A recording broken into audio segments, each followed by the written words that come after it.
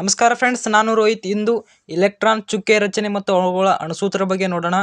ಯಾರು ನಮ್ಮ ಚಾನಲ್ನ ಸಬ್ಸ್ಕ್ರೈಬ್ ಮಾಡಿಲ್ಲ, ಸಬ್ಸ್ಕ್ರೈಬ್ ಮಾಡಿ, ಹಾಗೆ ಬೆಲ್ಲೈಕನ್ ಕೂಡ ಪ್ರೆಸ್ ಮಾಡಿ. ಓಕೆ, ಗಂಧಕದ ಅಣುಸೂತ್ರ, ಇಲೆಕ್ಟ್ರಾನ್ ಚುಕ್ಕೆ ರಚನೆ ಇದು ಕೂಡ ಬರಬೇಕು ನಮಗೆ. ಆಕ್ಸಿಜನ್ ಅಣುಸೂತ್ರ, ಅದರ ಚುಕ್ಕೆ ರಚನೆ ಅವುಗಳು ಕೂಡ ಇಂಪಾರ್ಟೆಂಟು.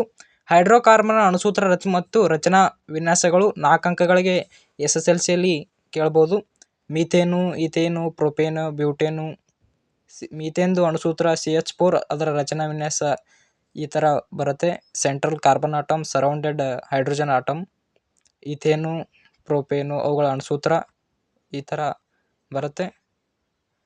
ಅದೇ ರೀತಿಯಾಗಿ ನಮಗೆ ಅಲ್ಕೇನು, ಅಲ್ಕೀನು, ಅಲ್ಕೈನು, CnH2n+2 ಅಲ್ಕೇನ್ ಅಣುಸೂತ್ರ ಇವುಗಳು ಕೂಡ ನಮಗೆ ಗೊತ್ತಿರಬೇಕು.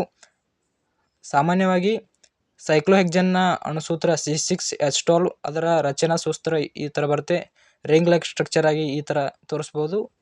ಬೆಂಜೀನು C6H6 ಬೆಂಜೀನು, ಅದರ ರಚನಾ ಸೂತ್ರ ಅಣುಸೂತ್ರ ಈ ಥರ ಬರುತ್ತೆ ಬೆಂಜಿನ್ದು.